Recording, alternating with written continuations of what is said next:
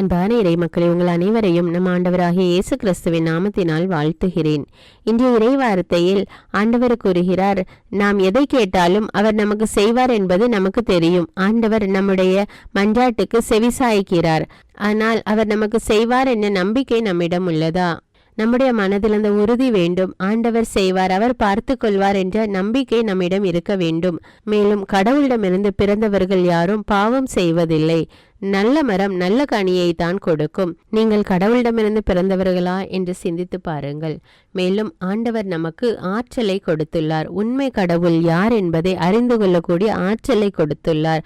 அந்த ஆற்றலினால் நாம் ஆண்டவர் இயேசுவே இறைமகன் என்பதை அறிந்து அவரோடு இணைந்து வாழ்வோம். அன்பின் பரலோக பிதாவே, விண்ணையும் மண்ணையும் படைத்தவரே, உம்மை போற்றுகிறோம், உம்மை புகழுகிறோம், உம்மை ஆராதிக்கிறோம். அன்பு தெய்வமே, எங்களை உமது பார்வையிலே விலையேற பெற்றவர்களாக வைத்திருக்கிற தேவனே, உமக்கு நன்றி ராஜா. தூசியும் சாம்பலுமான எங்களை நீர் அன்றாடம் நினைவு கூர்ந்து எங்களுடைய தேவைகளை சந்தித்து வருகிறீர் தேவனே, அதற்காக நன்றி ராஜா. ஆண்டவரே, நான் உன்னை விட்டு விலகுவதும் இல்லை, உன்னை கைவிடுவதும் இல்லை என்று வாக்கு கொடுத்த தேவனே, எங்களுடைய துன்பத்திலே எங்களை கைவிடாமல் பாதுகாத்து கொள்ளும் தேவனே. அந்த துன்பத்தை விட்டு வெளிவர எங்களுக்கு உதவி செய்யும் அப்பா.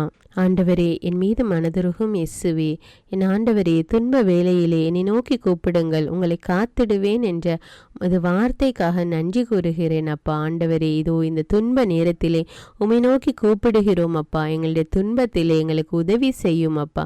வேதனையை எடுத்து போடும் அப்பா. இந்த காரியத்தில் எங்களுக்கு வெற்றியை கொடும் ராஜா. எங்கள் ஒவ்வொருவரையும் ஆசீர்வதியும் அப்பா.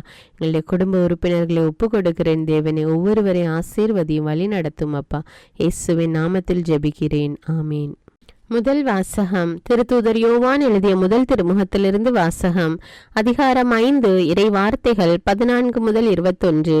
அன்பார்ந்தவர்களே, நாம் கேட்பது கடவுளுடைய திருவுளத்திற்கு ஏற்ப அமைந்திருப்பின் அவர் நமக்கு செவிசாய்க்கிறார். இதுவே நாம் அவர் மீது கொண்டுள்ள உறுதியான நம்பிக்கை. நாம் எதை கேட்டாலும் அவர் நமக்கு செவிசாய்க்கிறார் என்று நமக்கு தெரியும். எனவே நாம் அவரிடம் கேட்டவற்றை பெறுவோம் என்னும் உறுதி நமக்கு உண்டு. பாவம் செய்வோர் சாவுக்குரிய பாவம் செய்யவில்லை என்று கண்டால் அவர்களுக்காக கடவுளிடம் வேண்டுதல் செய்ய வேண்டும். கடவுளும் அவர்களுக்கு வாழ்வு அருள்வார். சாவுக்குரிய பாவமும் உண்டு. அப்பாவத்தை செய்வோருக்காக வேண்டுதல் செய்ய வேண்டும் என நான் சொல்லவில்லை. தீச்செயல் அனைத்துமே பாவம். ஆனால் எல்லா பாவமுமே சாவுக்குரியவை அல்ல.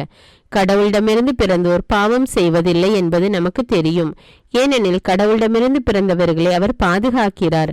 தீயோன் அவர்களை தீண்டுவதில்லை. நாம் கடவுளை சார்ந்தவர்கள். ஆனால் உலக அனைத்தும் தீயோனின் பிடியில் இருக்கிறது. இது நமக்கு தெரியும். இறைமகன் வந்து உண்மையான இறைவனை அறிந்து கொள்ளும் ஆற்றலை நமக்கு தந்துள்ளார். இது நமக்கு தெரியும். நாம் உண்மையான இறைவனோடும் அவர் மகன் இயேசு கிறிஸ்துவோடும் இணைந்து வாழ்கிறோம். இவரே உண்மை கடவுள். இவரே நிலை வாழ்வு. பிள்ளைகளே, சிலை வழிபாட்டை குறித்து எச்சரிக்கையாயிருங்கள். இது ஆண்டவரின் அருள்வாக்கு. இறைவனுக்கு நன்றி. நற்செய்தி வாசகம். புனித யோவான் எழுதிய தூய நற்செய்தியிலிருந்து வாசகம். அதிகாரம் 3, இறை வார்த்தைகள் 22 முதல் 30 வரை.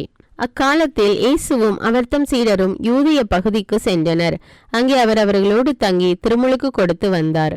யோவானும் சலீம் என்னும் இடத்துக்கு அருகிலுள்ள ஐனோனில் திருமுழுக்கு கொடுத்து கொண்டிருந்தார். ஏனெனில் அங்கு தண்ணீர் நிறைய இருந்தது. மக்கள் அங்கு சென்று திருமுழுக்கு பெற்று வந்தார்கள்.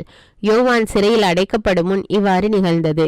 ஒரு நாள் யோவானின் சீடர் சிலருக்கும் யூதர ஒருவருக்கும் இடையே தூய்மை சடங்கு பற்றி விவாதம் எழுந்தது. அவர்கள் யோவானிடம் போய், ரபி, யோர்தான் ஆற்றின் அக்கறை பகுதியில் உம்மோடு ஒருவர் இருந்தாரே, நீரும் அவரை குறித்து சான்று பகர்ந்தீரே.